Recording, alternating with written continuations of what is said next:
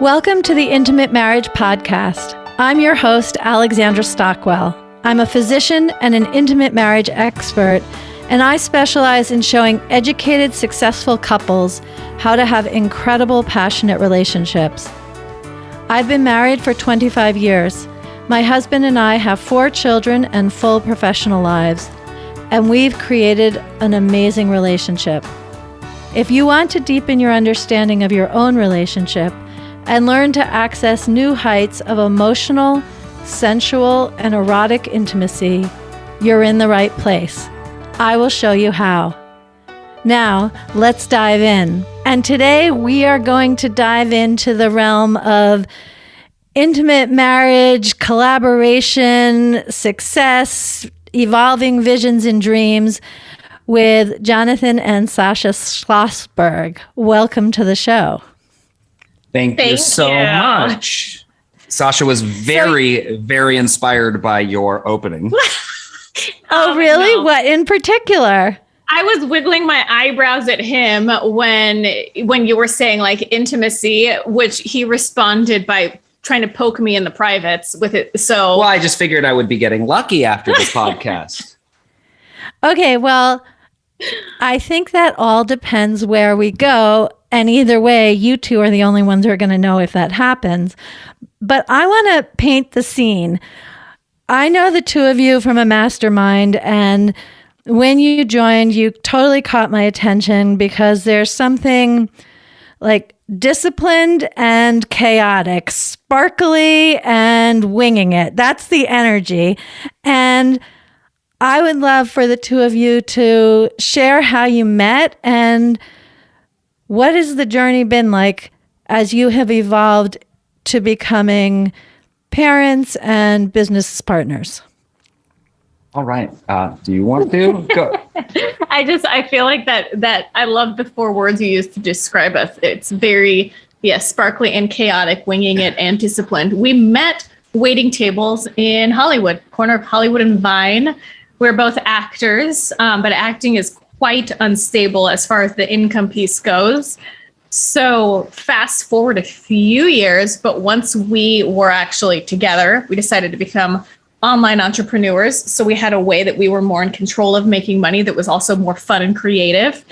And then we also had a whole bunch of kids at the same time. So like planned, yes, and also always chaotic. And I cannot believe how nutshelled you just went on that. I mean, you left out all, like, we used to work, like we would take each other from one restaurant to another. We really enjoyed working with each other. And then at one point we were like involved in getting into our real estate license and very quickly realized it was not for us and fell into network marketing. There was a casting director I wanted to see. And I was like, you want to go to this thing? Thinking she's going to say absolutely not. And she's like, yes, as long as you're okay with us doing this. And I was like, whoa, this woman is pretty awesome. So we went, fell into that, a whole long story, which brought us into the online world when she got pregnant with our first. And she lost her job like the week we found out she was pregnant. I had a new job managing a restaurant.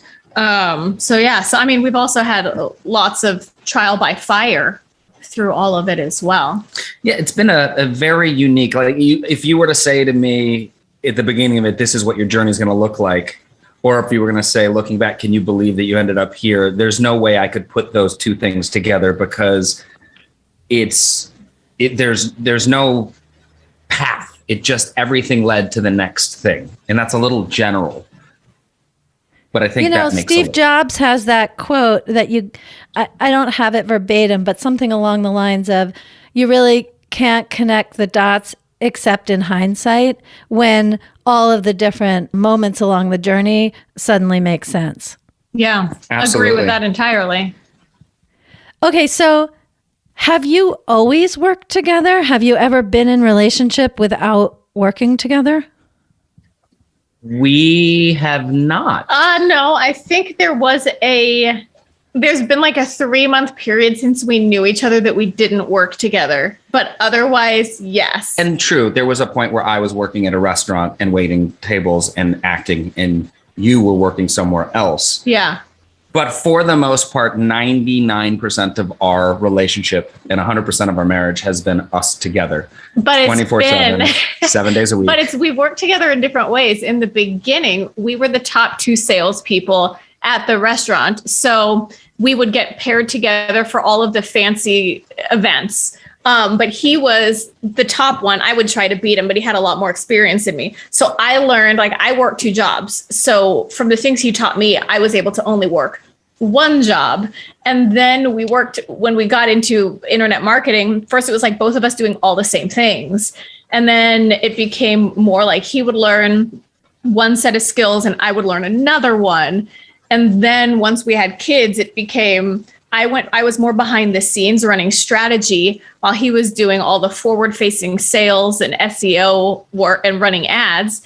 And then in the next version of it, then it was like, well, no, I'm the CEO and he runs ops. Like, so even our roles within who's in charge have constantly shifted as well. It's a constant evolution for sure in the way that we work together. And we realized very quickly too, that our skill sets they don't mirror each other, but they complement each other. So it really overlaps and lessens the weak spots. Yeah. So that it covers such a wide variety, where I'm more systems, 30,000 foot view and finding what's wrong, where you don't agree with that.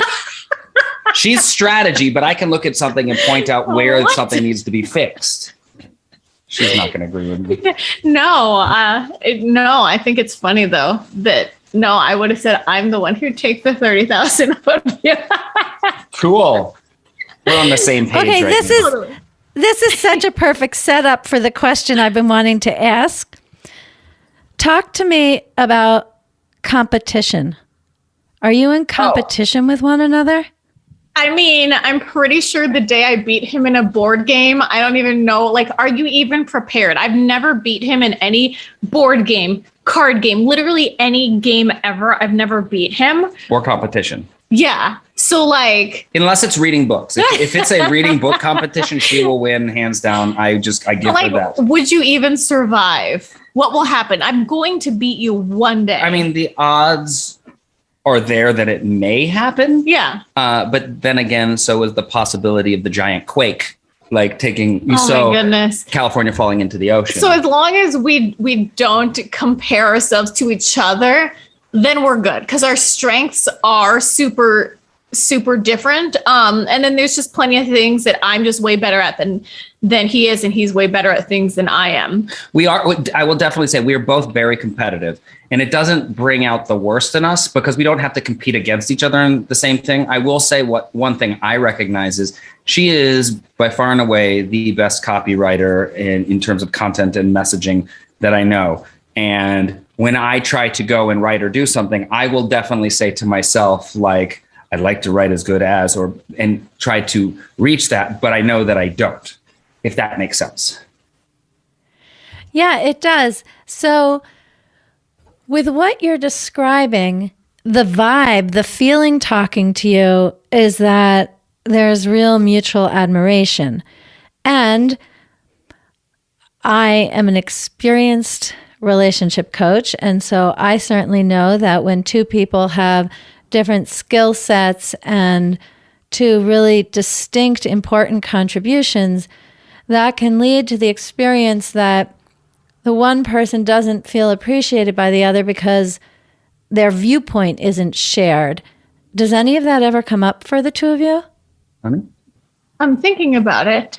I feel like I want to say it does, but I can't recall anything specific. I think that sort of thing would happen early. We've done so much work on ourselves individually that some of those things would come up when we didn't necessarily have the 30,000 foot view. If we didn't know exactly what was going to work in our business and the skill sets behind it, then we would be bumping heads because you have no idea. I'm looking at, so on our wall, we came up with our company values, our family values, and then our growth values. Because we had to have a common language. Otherwise, we would have these disagreements. Like early on, he was like, early on in the current iteration of our business, early on in this iteration, he thought we had a lead gen issue. I thought we had a fulfillment issue. Until we came up with our values, there was no way to determine who was actually right or how to prioritize what it needed to be done. And I think that we would also early on try to maybe tackle a role that wasn't what we were suited for. Yeah. So I would maybe go and attempt something that was more in Sasha's wheelhouse, and Sasha would do something more in mine, until we really realized, and it comes down to trust and communication, that we were able to say, okay, you've got this, and we may have input, we may have thoughts, but you're going to take care of this. And then we can talk about it and brainstorm or see where it needs to go from there. Oh, more trust. Like once we had the values outlined, then it was definitely me releasing trust. That was harder for you than it was for me, though. Yeah, it definitely was. But having trust that even if I'm not in complete control of everything, we're still good. And I also think that what really helps us, and something that we have in our marriage and in work, is that they're relationships. So everything isn't always perfect. And the one thing that we've agreed upon is that we know we're on the same team. So we can always fall back to that if we're butting heads, if we disagree, if something is going on, whether it has to do with parenting, where to go in the business, what we want to eat for dinner, all of those things. Yeah. Did you need to work to get to where you both feel and know you're on the same team? Actually, yeah, because there's been periods of time where, and we discovered it was like this monthly rhythm of communication would break down. And then do you remember when this would happen? It hit this point where I don't know exactly what it was, but it was like, I would eventually look at Jonathan and go, okay, you're frustrated with me, but the issue is not me. And then we would like sit there and talk through everything, and then it would all get mapped out. Yes, but we would do that on a regular cyclical basis. Yeah, and then we got through that, and I'm not sure how or why we broke that habit. Although we did do a few things, like we cut out TV watching at night, and now when the kids go down, we sit outside together and just chat, and we have a rule where we don't talk about minutia. So we attempt every night, and some nights we're just too tired. We're like, okay, let's go watch TV now, or just go to sleep, or do word games on my phone together. We would we like this rule of no minutia, connect, and what's the vision? What are, any cool things we learned or whatever. So making the point to connect nightly instead of, we used to have this disagreement where it'd be like, we don't do enough together. And it's like, well, we have the opportunity every day and we don't do it. So creating some things like that, or pointing out, like we've discovered recently this ability to back way up and go, wait a minute, every time we get in the car with the kids, we're disagreeing. So let's just stop doing that. So we don't get in the car anymore. Yeah. Or you just leave the kids at home. Exactly. Since you're in the room with your values written out on the wall, would you share your growth values? The growth values are rest plus fun plus happy team plus happy clients equals growth with ease. But we had to rest and fun was at the bottom. And we were told, no, your rest and fun has to go at the top because that's you and your sanity. Amazing. So happy clients are in there. So those growth values really are in the context of the business? Yes. So those are the growth values for our business. Yeah. So that's how we make decisions based on like, should we join this program, hire this coach, implement this thing? And then does it fit within those bounds? Do you have either implied or articulated growth values for your marriage and family life? Let's look. So we have we have our company values, which do kind of mix with I can read them to you. So they're family first, fun, client-centric, integrity, straightforward, solution-oriented, bold, all in, constant growth, rigorous honesty, and complete ownership. So our family ones only vary a tiny bit because they have the faith piece in there. But really, they kind of cross both sectors for business and personal and in our relationship. We've both been committed to making sure we're working on ourselves and not staying stagnant and really working to make sure that we grow together and upward. Yeah. Well, that definitely is expressed in everything the two of you have shared. Do you aim to compartmentalize, like leave work aside so that you can be with your family, or is it all mixed up like a marble cake? How does that work for you? I wouldn't say it's marble cake. I definitely have a harder time in terms of just being present, like sometimes with the family, but it's something I've been working on. But we really do make a concerted effort to, when we're with the kids and family, that's the attention to it, unless one of us has to do something and it's calling out, I need to take care of this, and not disappearing into our phone or onto the computer. Or if we do have something going on where one needs to work and one needs to be, spending time with the family, we navigate that, and we've been learning how to navigate that a lot better. I would say for me, I make sure that I do focus time on the kids, and then we try, like when it's dinner time or car rides or those sorts of things, to talk with the kids about things, because that was a habit that had to be broken. Was if he and I are like, oh, we're together now, we're going to discuss this work thing, but the kids are there and the kids are getting bigger, and so they want to be engaged. So making an effort to make sure that, like Jonathan and I would love to talk work all day long. But we also love what we do. But that doesn't work for the kids. So making sure to, like, I'm not wandering around listening to Voxer messages while I'm parenting, but we do talk about some work things with the kids. Like Jonathan and I had a call today. We back-to-back half-hour calls with our leadership coach. So then our 7-year-old is homeschooled. So she came in and she wanted to know what we were doing. So I was like, oh, here's this mood design exercise we're working on this week. So she watched the video as well. So we do involve them, but then we also, go out and do our adventures, and there isn't work involved. Yeah. So one of the things that I believe deeply is that relationship is the ultimate vehicle for personal growth. And so in that context, I ask all of my guests the question that I'm going to ask you. So I'll start with you, Sasha. What have you learned about yourself as a result of being married to Jonathan? As a result of being married, I almost want you to answer for me because I don't even know. As a result of, so that's the interesting thing, is that for us, we got married, we had babies, and we became entrepreneurs all at the same time.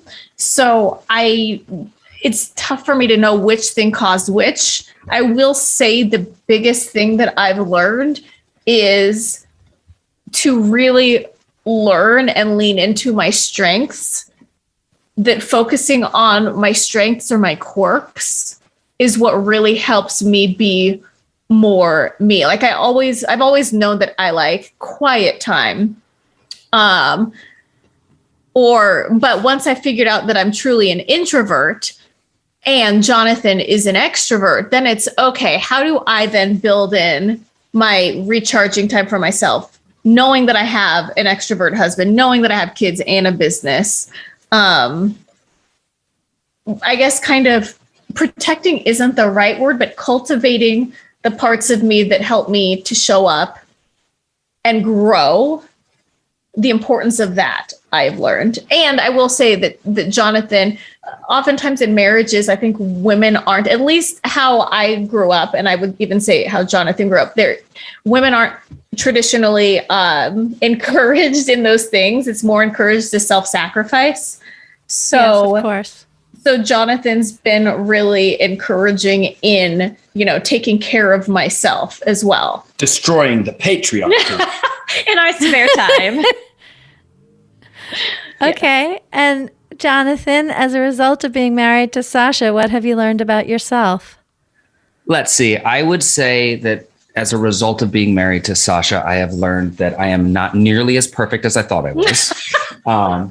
That every day there's a little bit more that I can grow. No, honestly, what have I learned about myself is that like who I was and who I'm becoming, who I was, who I am, and who I'm becoming are constantly shifting. And she has shown me that it is possible to become the greatness that you want to achieve by doing the work. I have very often, and I don't do as much of the work nearly as she does. I kind of can coast by and like make gains. But what is fascinating is with her support, with her and I being on the same team, I've been able to think differently. I probably would not ever be saying destroy the patriarchy had I not been married to Sasha and thought to question everything. I'm 10 years older than her, so I come from a slightly different generation too. And so those things have really opened my eyes to questioning the status quo, asking why, diving into figuring things out. And it's been, sometimes it's challenging, completely honest, to have someone that's constantly questioning and to do that. But I feel like you're either like growing or dying. And so by being married to Sasha, what we are doing by intentionally doing it is growth oriented. I really love hearing you say that. And I wonder, is there a specific moment that was especially influential in awakening you to now talk about destroying the patriarchy? And it's not specifically about destroying the patriarchy, but what you're describing is a very profound shift. And I wonder if there's a specific moment where that happened. I don't think I would say it's a specific moment, but what I will say is it's been a lot of moments throughout the whole relationship. So we're in a multiracial relationship with multiracial children. And so during the whole Black Lives Matter and all this stuff coming up, I was learning and growing. So there was the shift there, and then looking at our family and starting to question why things are done certain ways. And then looking at my family and, I'm very much, there was a point where, we were doing everything in the business and I was like the linchpin. And if you removed me, it would fall apart. But I was also working super hard, pushing a wet noodle up a hill. And finally, Sasha was like, and she's for the whole relationship, she's like, I'm going to be your sugar mama. And I'm still waiting for that day. Very funny. No, but in all seriousness, she's like, how long can you keep doing this? It's not working. And I finally said to myself, look, my ego can be in the way. This way I think that I need to provide and all of that. I can keep holding on to it and we can keep doing the same thing over and over and over. Or as I firmly believe, things keep repeating, patterns keep happening until you learn the lesson. And it was just, I was open to learning that lesson. And I stepped back, and there were growing pains in that because it was something I was used to for 46 years, but it's been a really easy shift. And I kind of passed the baton to her, and not like I didn't do anything, but she stepped forward. And then we also very quickly in that realized that like the best way to do it is for us to do it together. So there are still some things that I probably could have more growth in. But I would say I'm probably, and I don't mean to pat myself on the back, but I would say I'm probably more woke than 90% of the people out there. It was last year, I would say 2020 brought a lot of things to the surface. It's like realizing, well, we need a nanny for the kids, but we don't need a nanny for me. We need a nanny for the family. It was some of those. It was like, wait a minute, why are we looking at it this way? We had there were definitely things that had to be undone, but it was that constant questioning of why we were and weren't making certain decisions or assumptions that really brought the conversations out. And I think one of the things that we do, we've always talked about vision and future, but that vision can be a little unclear. We've started talking in terms of what we call our macro goal. And that is where we want to be, whether it's financially or in our business. And then we run it through that filter. And we do that in our family and our marriage too, is if this is where we want to go, every decision we make, is it getting us closer in the fastest way possible to what we want to achieve? Okay, that is a perfect lead into another question. I feel like I leave my audience hanging if I don't ask this question, which is, how do you do this with children who are 1, 3, 5, and 7 years old? I have a lot of couples who reach out to me who have great relationships, but they have a 4 and a 6-year-old, and they can't figure out how to connect with one another when they're all at home as a family. And I know how I do this with my husband, but I think each couple does it uniquely. And I would really love to hear how you have a juicy marriage, a thriving business, 4 children, and a wholesome family life. Early bedtime. I was probably asleep by 7:30 last night. He fell asleep. Well, yeah, I don't normally mean early bedtime for him, but normally early bedtime for the kids. So then that way. I thought you meant me. No. Yeah. That's Jonathan really funny. I thought you meant the kids too, Sasha, but I love that you chimed in that way. That's Jonathan. so funny. No, the kids normally have a pretty early bedtime. So then that gives us time to connect. I mean, we also enjoy date nights. I think we're going to do one this weekend, but we hadn't done one in a couple of months. But date nights, we've also realized it's like if we haven't connected properly in the interim, then you can get to your date night and be like, hey, I still want to murder you. We're just now at the movies. Yes. I've never felt totally. that way. I just want to make sure all your listeners understand. I have personally never felt that way, and I'm hearing this for the first time ever. He's shocked. My whole world is shook. Okay, well, let me tell you how I say that, which is in the context of a long-term relationship, everything which isn't sex is foreplay. Oh my gosh, I love it. So you need to work on your foreplay. I love this. Well, quoting that. You both do, because how you interact day to day does everything in determining how often you're alone in the bedroom with your clothes off and what the quality of the connection is when that happens. Totally. That's such a nice way. I'm just confused by this whole clothes off thing. Well, you just go to bed at 7:30, honey. I know. I go to bed at 7:30. I woke up with 4 kids. I don't understand know how it happened. To answer your question though, too, is it's, we've had seasons in our marriage and our relationship, and I feel like everybody does, but we've learned how to navigate them, or we'll talk to each other. Should be like, we've learned how to say, this is my request. If I need touches, my love language is touch. If I need it, I'll say, hey, my request, or sometimes I say my request, or will you come and give me touches? Or do you have it in you to do this? And that's something we've gotten better at. We work-wise and thriving business. Do either of you ever say no? Well, last night she was like, I don't want to, but I can. Yeah, I was like, give me a few minutes. So it's like I went and I did a couple of things and got myself. No, you did not. And then I made it into bed and then like rubbed his chest and face as he fell asleep. After you were touching. Oh yeah. Yeah, like very like, but now we have this, the ability to ask each other. We have a common language. That's made it easier. Instead of like unmet expectations, we can ask and give each other the freedom to be like, actually not right now, or for the other person to say yes, but give me a few. And then I think there's also like, if you're looking at the whole picture of things, like, so as you were saying, how do we do this with 4 kids? 2 of our kids, Tuesday through Thursday, go to school at this home. It's a homeschooling in a home, but it's really amazing. So it brings us down to 2. And then our 7-year-old homeschools and does her assignments. And then we have obviously the 1-year-old. But we just figure out like who's working when or who's doing calls. Sometimes we both have to work, and our daughter will actually, step in and loves playing mom. Like she is like a 65-year-old woman in a 7-year-old's body. And so sometimes there's conflicts, but like this worked out perfectly because our 1-year-old is now taking a nap. Our daughter is just kind of... She's watching Netflix. She's very excited. Watching Netflix. She loves when we have calls like this and interviews because then they get a little bit more freedom. But we really, has set it up. Like, we don't know what we're going to do over Christmas break, to be quite honest. We'll bring in help. Handled that. Oh, we're bringing in help. We're hiring people. No, I scheduled it all. It's all handled.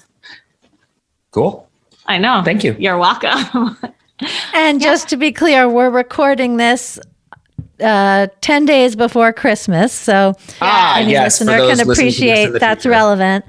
Yeah. Okay, so I could talk with the two of you, or quite honestly, ask an occasional question and listen to the two of you keep talking for another few hours, but that's not what we're going to do in this conversation. So I'd love for you to share how people can follow up, and if you're interested in questions about your marriage, business, relationship, or you're just interested in people connecting with you because they might be interested in becoming your clients, and tell us what kind of clients you work with, because that wasn't clear earlier in the conversation. Yeah. So we work with business owners, entrepreneurs, and coaches usually in the online space. And what we do is we help them grow their business and generate more revenue using organic social. Yeah, our jam is lead generation. So we can help any business generate more ideal clients. And the best way to connect with us would be in our Facebook group called Unconventionally Wealthy, where we talk about all things lead generation, but also life. I mean, I posted the other day, like, hey, I posted who plans their business around, their monthly cycle. So there isn't anything that's off limits there. And that was probably one of the most engaged posts that we've had in I don't know how long. It was really fun. So if anybody wants to join, it is group.unconventionallywealthy.co. Yeah, that'll take you right to the Facebook group. And it's .co, not .com. Yep. Okay, amazing. I'm definitely going to join the group after we end this conversation. And I want to thank you both for the generosity of sharing who you are with all of the intricacy and humor therein. So thank you for joining the Intimate Marriage Podcast today. Thank you. Thank you. This was so much fun. And we just are so grateful to have a chance to share a story and get a chance to chat with you. Yeah.